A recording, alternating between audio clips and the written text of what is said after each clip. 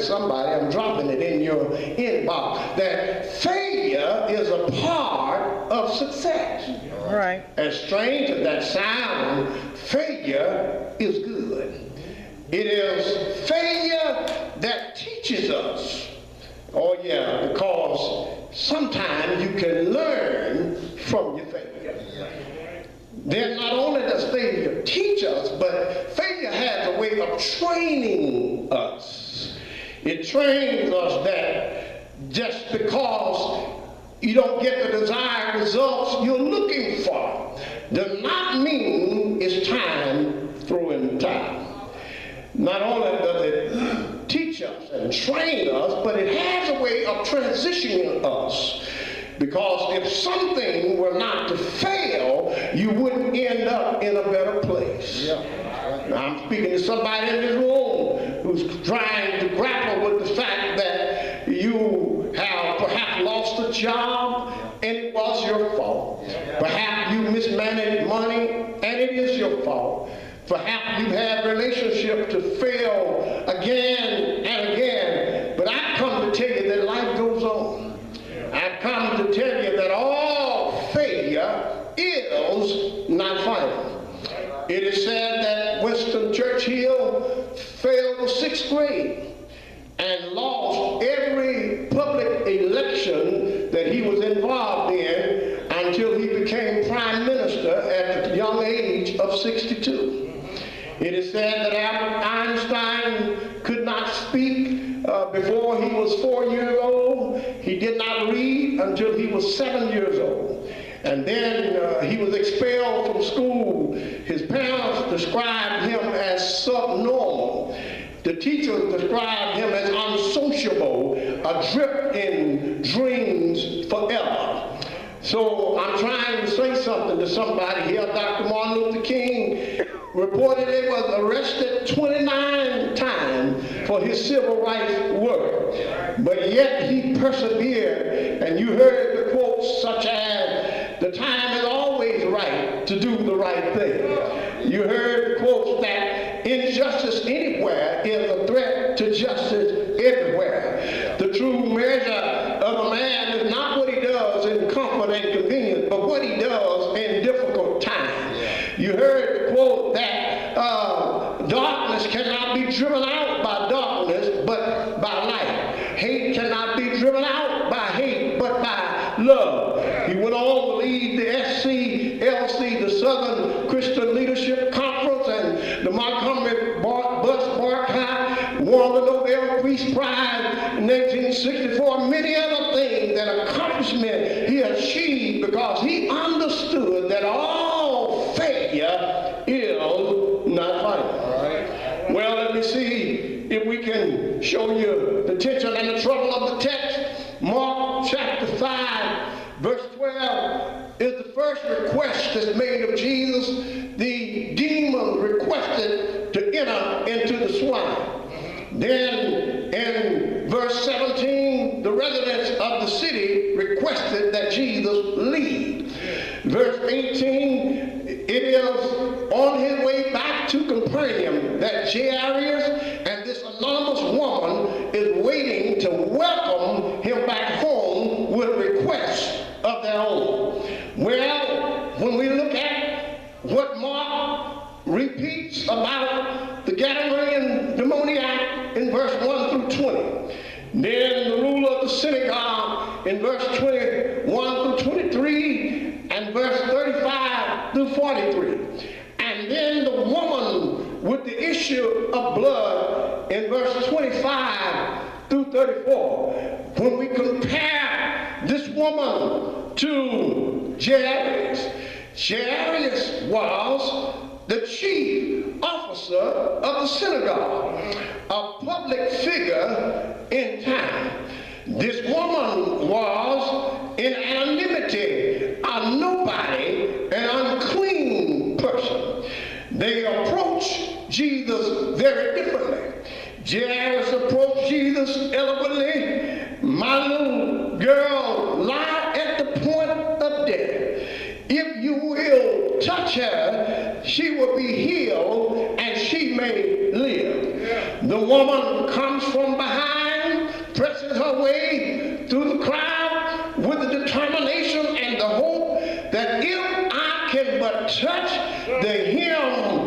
of his garment, I know I will be made whole. With hope and determination, neither one of them gave up because they didn't believe that all failure is final.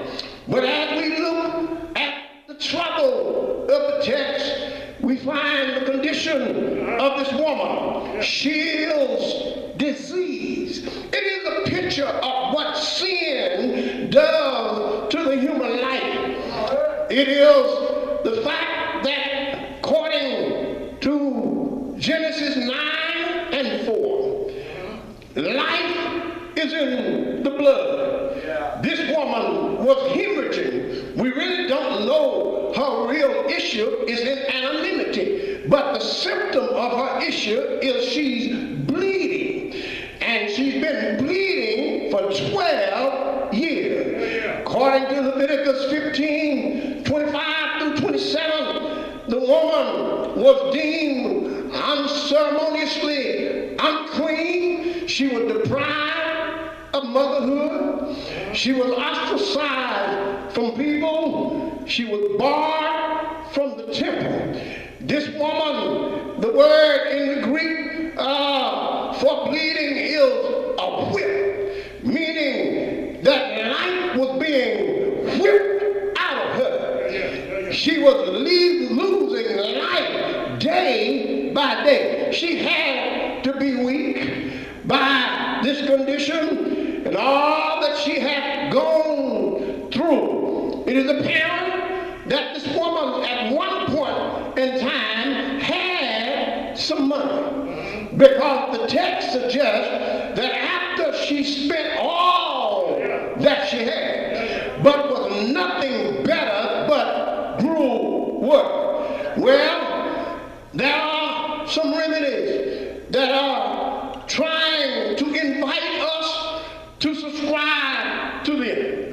I can imagine that Dr. Pleasure said to her, "Try me." After her cabinet was full, baby, of all of the medicine doctors could prescribe, and then the mail box was full, bill after bill, until she finally got the notice from the bank, the account is empty. You are now bankrupt. And then Dr. Pleasure said, "Try me." All of Dr. Pleasure's prescriptions taste real good, but they are laced with poison. I wish I had somebody in here. Yeah, just because it feels good does not mean it is good. And then after Dr. Pleasure would invite her, I see Digger-Liggin, Dr. Intelligence, saying, "Try me. I will at least fill your mind with facts, and knowledge is power." But after knowledge would swell her head, it would not satisfy the deep longing of her heart. After Dr. Pleasure, Dr. Intelligence, maybe Dr. Religion said, "Try me." Many will come to church, get a little swab of religion, look around at others, and start saying, "Well, at least I'm not as bad as brother so-and-so. At least I'm not as bad as sister so-and-so." The trouble with that is brother, sister, reverend, doctor is not the standard of measurement. But Christ is the standard of measurement. You may look all right when you try to measure up to my known activity, but I think I ought to tell you that Christ is the standard. And after all has failed, I heard the woman saying, "I've heard of another physician, and if I can but touch the hem of his garment, I believe I will be made whole." I was wondering, where did this woman get this information? How did she arrive at this conclusion when she had gone to every doctor recommended to her? She had tried every prescription, over the counter, under the counter, and nothing helped.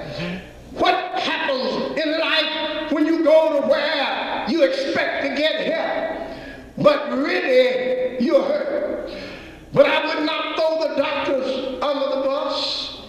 Dr. Luke, in his report, described that this woman had an incurable condition. But I'm glad to report that even though she had failed again, and again, she decided, I heard about another physician, and she did not use the excuse, why bother? Because none of the others have helped. This would just be a repeat of the previous. But because she heard the report, Mark 3 and 10, Mark 6 and 56, gives a report that many others who had various diseases had touched his outer cloak, and they were healed. Well, I don't know about you, but many years ago, my mother and my father read the report. I'm talking about God's holy word. And they read the report to all 15 of their children because they believed the report. And I'm here today because I believe the report. And 39 years later, I now am a reporter, a gospel news reporter, a preacher of God's holy word. And I come Sunday after Sunday just to give the report.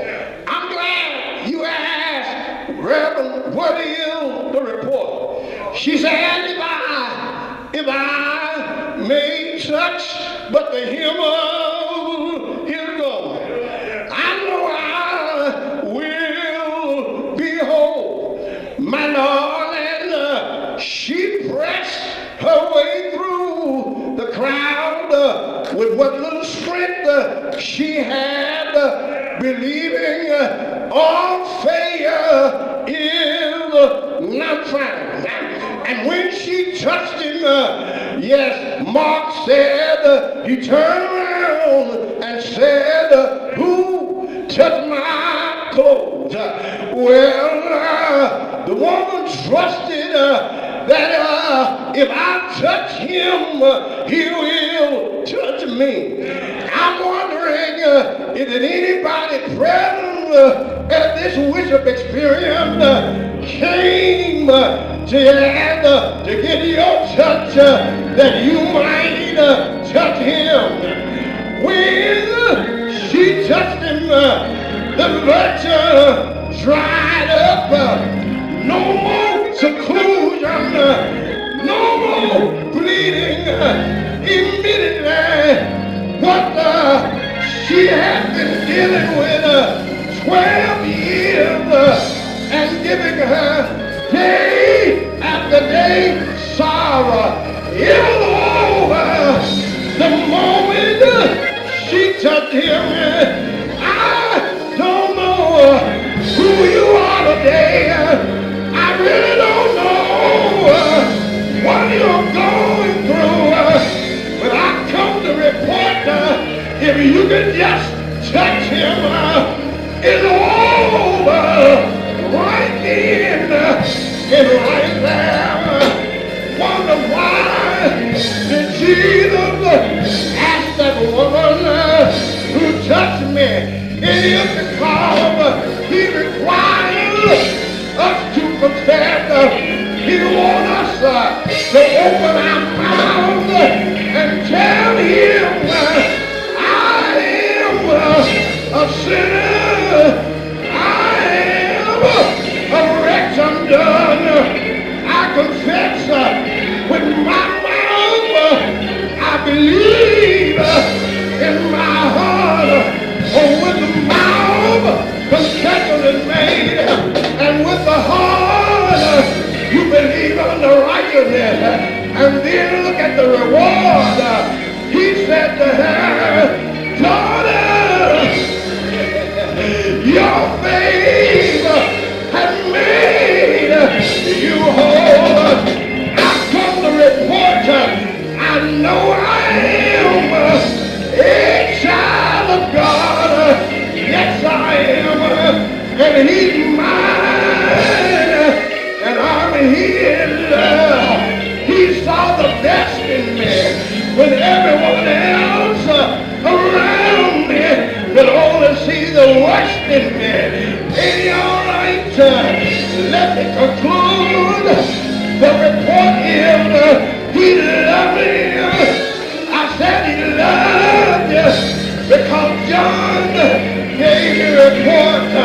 God so loved the world that he gave his only begotten Son. Oh, how I love him because he first loved me. Anybody love him? Anybody love him? Yeah! Yeah!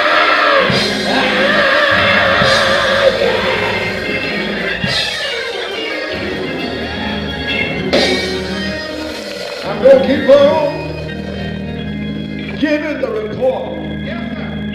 What does the report say?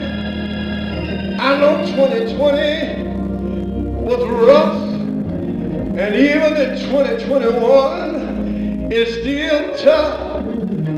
All kinds of things taking place in our world today.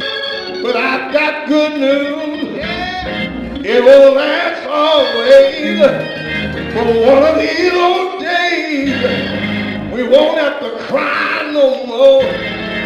One of these old days, we won't have to sigh no more. If anybody asks you where I'm going up yonder. I'm going up yonder.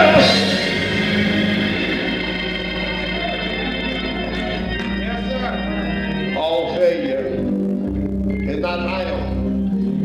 They hung him high, stretched him wide, hung his head, and he died. But that's not how the story ends. 3 days later, he did rise again. Don't know who you are, but I've come to encourage you. All failure is not final. Keep hoping. Keep trusting, keep believing.